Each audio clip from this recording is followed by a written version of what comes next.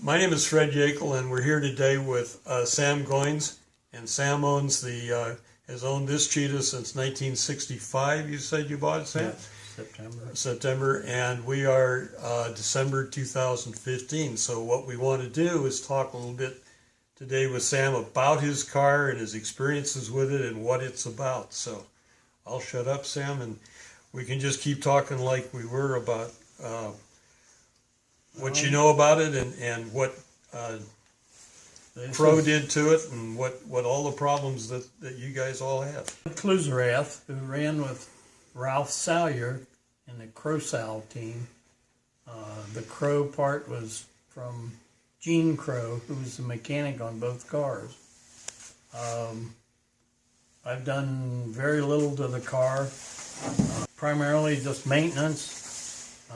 There's only probably one thing that I can think of that I added. I did add a hand choke to the fuel injection. Well, I got that. I'm doing that stuff. Okay. That should be all right. Other than that, I raced it from 1966 through the end of 1970. The runoffs at Road Atlanta in 1970 was the last time it was raced. I've taken it over to Cincinnati. Has had a concours that I used to take it to every year, and until I tried to leave early one time, and it was too noisy for them, so I haven't been invited back. But anyway. One of the things I'd like to say that we might want to notice about this car is on Sam's car, it's got the big radiator that is mounted vertically just in front of the engine, as opposed to my car, which is the Alan Green car, and the Dixon Cadillac car, which had the car radiator mounted. It was rotated 90 degrees and mounted at an angle.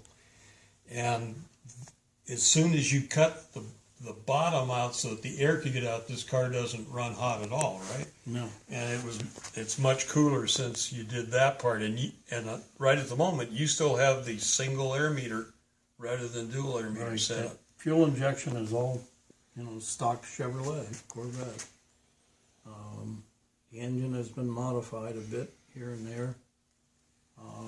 It's roughly 500 horsepower. Of course, the car is only 1,620 pounds. So, never really had a problem. Now, you've taken the side tanks out of your car. Yes. And you're only running on the rear tank. The rear tank. The side tanks leaked. They're fiberglass. They leaked, and it's like, I don't think I want them in there. Yeah. When I got the Alan Green car, it had the side tanks, and they were fiberglass. Yeah. And I had them reproduced in aluminum with a fuel bladder, and so I don't have that problem. Right. But yeah, my fiberglass fuel tanks sit up in the garage. Yeah. I didn't want to run with them either. The tanks would be outside of the chassis, and the body is the only thing protecting it, that thin fiberglass body. And the other thing I didn't like is they're real close to the header pipe up Yeah, here in this right forward above. area. It's like, Yeah. sure, if that sucker lays down a little bit and gets on the header pipe. Yeah, you're cooking the fuel. Right. Now, these little things on top of the car were the vents, right? Vents for this one was the vents for the two side tanks. Back here is the vent for the rear tank. Yes. I never had any problem with any of those. Now, Sam, this car still has drum brakes, like all of the cars that were racing back at the time, right? Right. All the Cheetahs that you raced with had drum brakes. All the ones I know had drum brakes, and they're a drum brake car. Yeah. And you still have the spare tire carrier in your car, and my car had been chopped off, but that's where they mounted the spare, was above the differential. But that was one of the rules at the time, that you had to have a place for it. You didn't have to carry a spare, but you had to have a place for it. And it had to be the two-passenger. I'm sure there were some other restrictions, but from original, there was no handbrake. That was added, kind of surreptitious. That was Sam, tell us a little about these little guys here, because I think a whole lot of people are going to be interested in that. Side.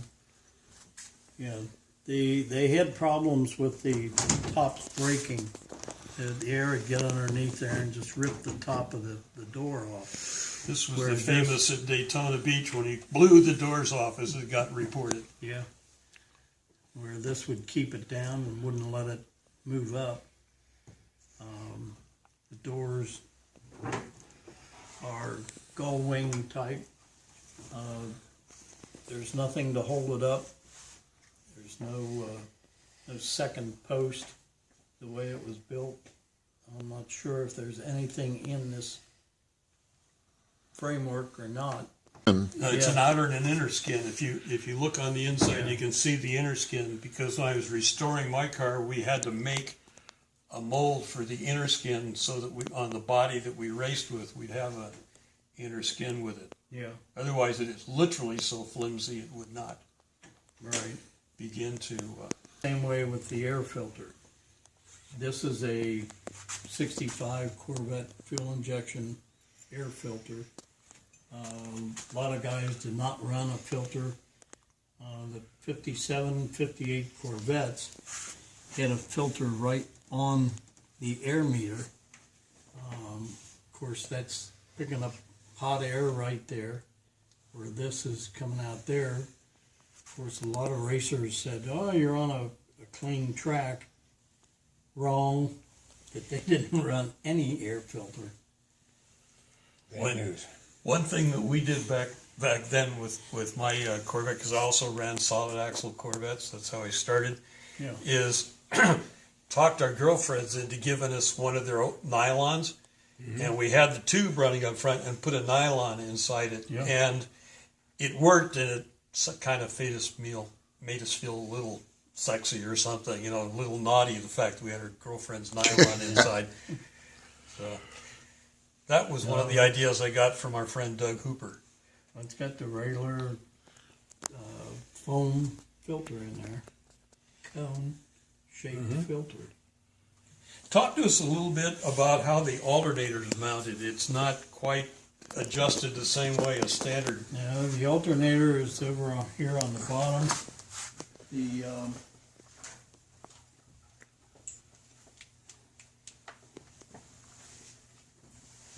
you can see there it's mounted to the block, but then there's a spring right there that goes from the chassis over to the alternator, and that's the tension adjuster, self-adjusting.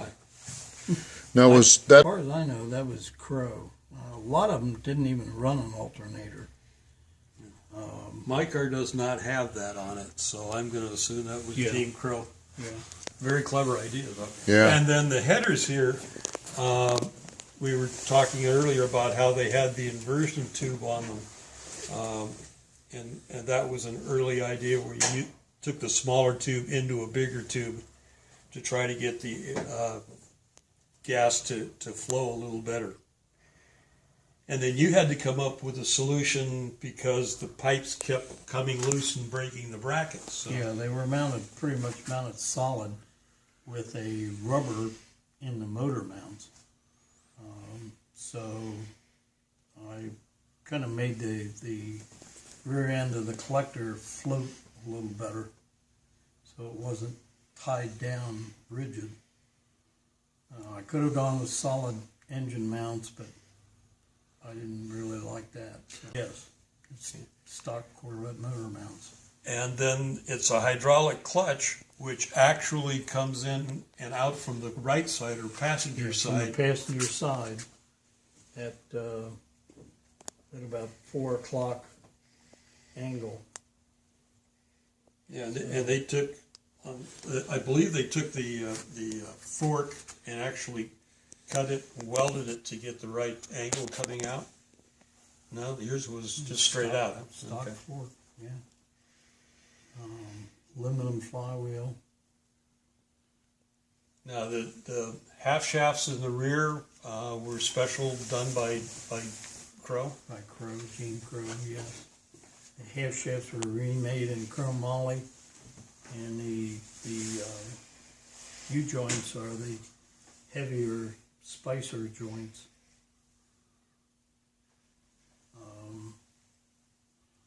Other than, Now, do you have, you have the same size wheel front and rear? yes, Oh, same okay. size wheel and tire front and rear. Are they 7s? 7-inch wheel? These are 8s. Oh, 8s, okay. 8 or 8.5, I don't remember. These are not the original wheels. When I bought it, it had 670/15s on the front, which I didn't particularly like, and they were getting down to where they needed replacing anyway, so I got into some discussions and found that, I could run the same size easily enough, so I did.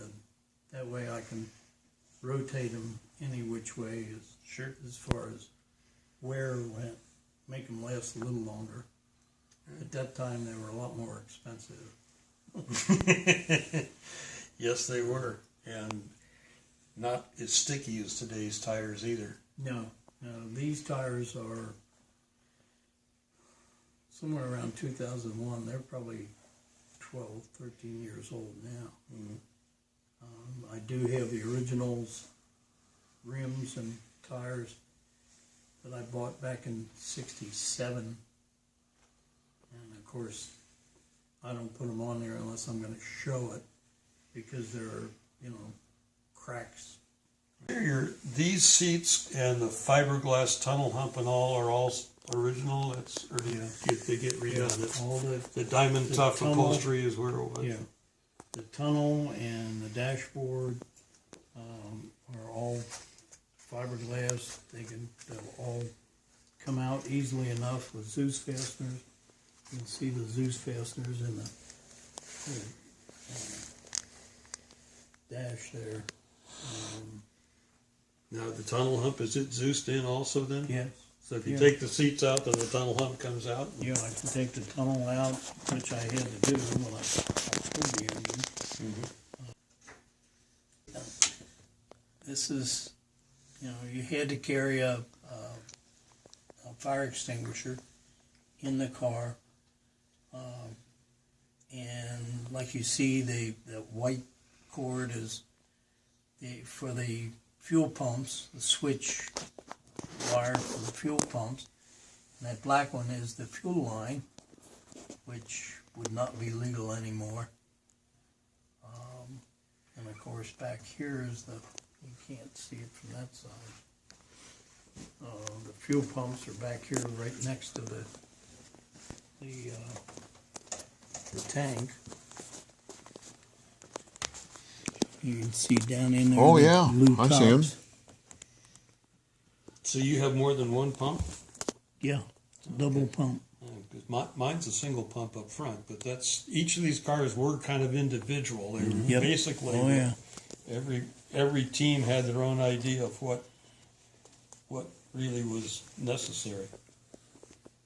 One thing that's kind of back in here, you can see a piece of tape, and behind the tape is a hole so that you can get to the Yeah, bolts for the front suspension. of the trailing arm.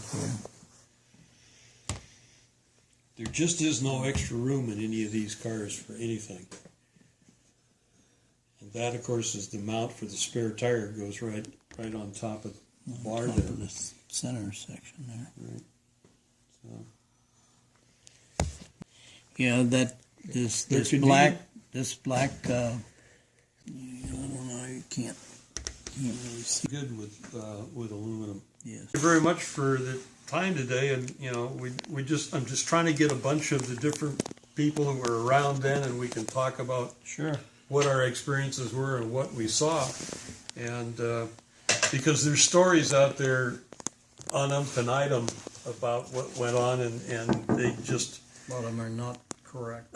Yeah, to there's say the We'll just say that. yeah, and some of it's kind of nice because it makes it look like we were Supermen almost. Yeah. But maybe it was more we were a little crazy. We all had a good time. Oh, yeah. Yeah.